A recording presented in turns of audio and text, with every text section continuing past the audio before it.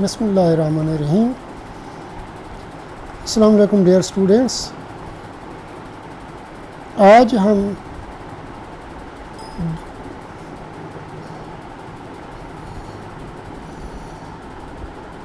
George elite کا جو novel ہے ایڈم بیڈ، اس کو ہم ڈسکس کریں گے۔ کوئی اس کو ایڈم بیڈی بھی پڑھتے ہیں، لیکن زیادہ جو مستعمل ہے وہ ایڈم بیڈ ہی ہے۔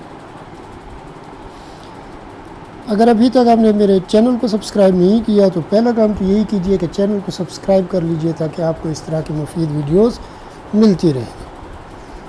تو ڈیئر اسٹوڈنٹس، آج ہم ایڈم بیڈ کے حوالے سے پڑھیں گے۔ ایڈم بیڈ کی آپ کو سٹوری میں بتاؤں گا کہ ایڈم بیڈ کی سٹوری ہے کیا۔ تو ایڈم بیڈ بنیادی طور پہ ایک خود ساختہ نیکوکار، یعنی سیلف رائٹیس ہم کہہ سکتے ہیں، بڑھائی تھا، جو ہیٹی سورل، یا آگے جا کے ہم صرف ہیٹی لفظ استعمال کریں گے، یہاں پہ تو ہیٹی سورل کا لفظ ہم استعمال کر رہے ہیں، اوریجنل نیم ہے اس میں۔ تو ہیٹی نامی ایک لڑکی سے شادی کرنا چاہتا تھا، جبکہ یہ جو ہیٹی ہے یہ ایک خوابوں کی دنیا میں رہنے والی رومانٹک قسم کی، یعنی رومانوی فطرت والی ایک لڑکی تھی۔ وہ پر آسائش اور امیرانہ زندگی گزارنے کی خواہش مند تھی، جبکہ جو ایڈم تھا اس کے خوابوں کو پورا نہیں کر سکتا تھا۔ چنانچہ وہ ایک امیر جاگیردار کے بیٹے، جس کا نام آرتھر ڈونیتھارن ہے، اس سے شادی کے خواب دیکھنے لگ جاتی ہے۔ اب آرتھر جو تھا وہ بھی اس کی خوبصورتی سے بہت متاثر تھا ہیٹی کی، اور ہیٹی کو بڑی پیار بھری نظروں سے، بڑی ستائشی نظروں سے دیکھا کرتا تھا۔ چنانچہ ہیٹی بھی اسے اپنے خوابوں کا شہزادہ سمجھنے لگ گئی، اور دونوں کے درمیان جنگل میں ملاقاتوں کا سلسلہ شروع ہوا۔ ہیٹی کی ایک کزن ہے جس کا نام ہے ڈینا مورس۔ یہ ایک میتھوڈسٹ مبلغ تھی، جو ایک نرم دل اور خوف خدا رکھنے والی خاتون تھی، لڑکی تھی۔ وہ لوگوں کو نہ صرف میتھوڈزم کی تبلیغ کرتی، بلکہ تمام حالات میں لوگوں کو آرام پہنچانے اور ان کی مدد کرنے کی بھی ہر ممکن کوشش کرتی تھی۔ اب ایڈم بیڈ کا ایک بھائی ہے سیتھ بیڈ، وہ اس ڈینا مورس سے شادی کرنا چاہتا تھا، جسے ڈینا نے یہ کہہ کر واپس لوٹا دیا تھا کہ اس کا فرض اور خداوند اسے اس بات کی اجازت نہیں دیتے، کیونکہ وہ نن کے طور پہ رہ رہی تھی۔ ادھر ہیٹی اور آرتھر کی ملاقاتوں کا سلسلہ جو تھا وہ بڑھتا چلا گیا، یہاں تک کہ ایک دن ایڈم نے جنگل میں دونوں کو ملاقات کرتے دیکھ لیا، تو اسے بڑا غصہ آیا، بڑے طیش میں آ گیا۔ تو ایڈم اور آرتھر کے درمیان ایک شدید قسم کی لڑائی ہوتی ہے، جس کے نتیجے میں آرتھر بے ہوش ہو جاتا ہے۔ ایڈم نے اسے ہوش دلایا، ہوش میں لا کر اسے حکم دیا، کہا کہ وہ ہیٹی کے نام خط لکھ کر سارے تعلقات ختم کرے اور وہ علاقہ چھوڑ کر چلا جائے۔ اب آرتھر نے ہیٹی کے نام خط تو لکھ دیا، مگر اسے مکمل طور پر نا امید نہیں کیا، اور ہیسلپ کے علاقے میں چلا گیا۔ اب آرتھر کے جانے کے بعد ایڈم جو تھا اس نے ہیٹی کا رشتہ مانگ لیا، جسے ہنسی خوشی سب نے قبول کر لیا، مگر چند دن بعد ہیٹی کو یہ احساس ہوتا ہے کہ وہ تو امید سے ہے، شی از پریگننٹ۔ چنانچہ وہ انتہائی پریشانی کی حالت میں وہ ڈینا سے ملاقات کے بہانے آرتھر کی تلاش میں نکل پڑتی ہے، اور شدید مشکلات کا شکار ہو جاتی ہے۔ ایک تو اپنی ناپختہ سوچ کی وجہ سے اسے حالات سے نمٹنے کا صحیح اندازہ نہیں تھا، سفر کی مشکلات اور جسمانی حالت کی وجہ سے وہ زندگی اور موت کی کشمکش میں مبتلا ہو گئی۔ انہی حالات میں اس نے ایک بچے کو بھی جنم دیا، مگر بدنامی کے خوف اور اس خیال سے کہ اسے کوئی خدا ترس اپنا لے گا، بچے کو جنگل میں اکیلا چھوڑ کر ہیٹی چلی گئی۔ لیکن کیا کریں جی، ممتا کے تقاضے نے پھر اسے واپس آنے پہ مجبور کر دیا۔ تاہم اس دوران بچہ جو تھا وہ بھوک اور سردی کی وجہ سے مر چکا تھا۔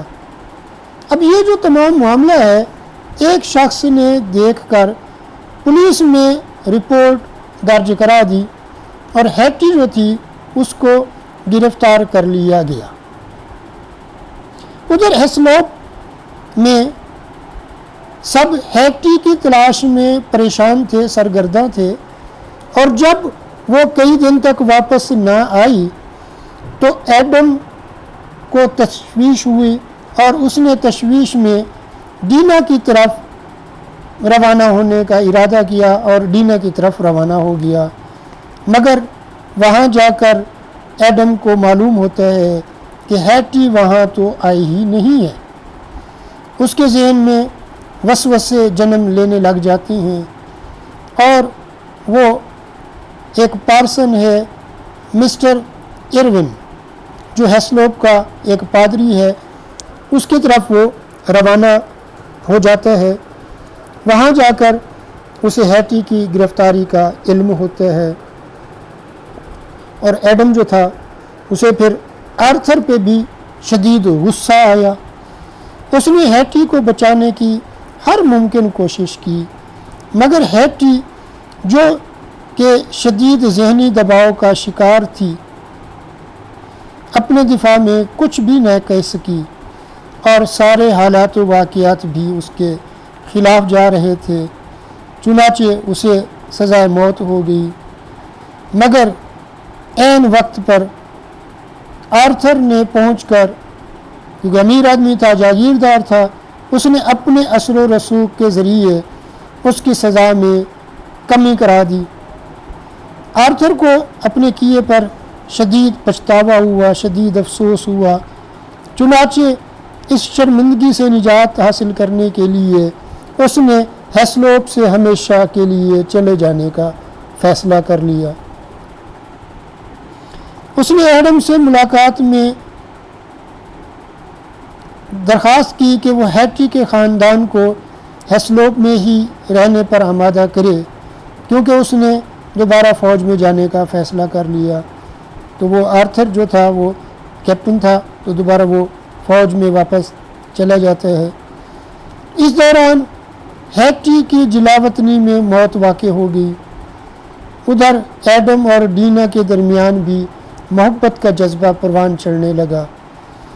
ہیٹی کی موت کو 18 ماہ گزر چکے تھے۔ ایڈم نے ڈینا کو شادی کی پیشکش کی، جسے ڈینا نے آخر کار قبول کر لیا، اور ہیسلوپ کے سب لوگوں نے بھرپور طریقے سے ایڈم اور ڈینا کی شادی میں شرکت کی۔ ناول کے ایپیلوگ یعنی اختتام میں ہمیں پتہ چلتا ہے کہ ڈینا مورس نے میتھوڈزم کی تبلیغ کرنا بند کر دی، کیونکہ اس تحریک کے بانیوں نے خواتین کو بعد ازاں تبلیغ کرنے سے بھی روک دیا تھا۔ ڈینا جو ہے اب ایک گھریلو عورت کی طرح اپنے 2 بچوں اور خاوند کی دیکھ بھال کر رہی تھی۔ یہاں میں یہ بھی پتہ چلتا ہے کہ آرتھر ایک لمبے عرصے کے بعد گھر لوٹ آتا ہے، لیکن وہ شکستہ حال اور بیمار ہوتا ہے۔ وہ ایڈم کو بتاتا ہے کہ اسے ہیٹی کی موت کا بہت دکھ ہے، وہ اس کے لیے بہت کچھ کرنا چاہتا تھا، لیکن وہ کہتا ہے کچھ غلطیاں ایسی ہوتی ہیں جن کا ازالہ ہم کبھی بھی نہیں کر سکتے۔ یہ تھی جی ایڈم بیڈ کی کہانی۔ امید ہے آپ کو یہ لیکچر پسند آیا ہوگا۔ اگر ابھی تک چینل کو سبسکرائب نہیں کیا تو چینل کو سبسکرائب کر لیجئے تاکہ آپ کو اس طرح کی مفید ویڈیوز ملتی رہیں۔ اپنے فیڈ بیک سے نوازا کیجئے، لائک کیجئے، کمنٹ کیجئے اپنے دوست احباب سے شیئر کیجیے تاکہ ان کا بھی فائدہ ہو سکے۔ اللہ تعالیٰ آپ کو آپ کے امتحان میں کامیابی سے ہمکنار فرمائے۔ اللہ حافظ۔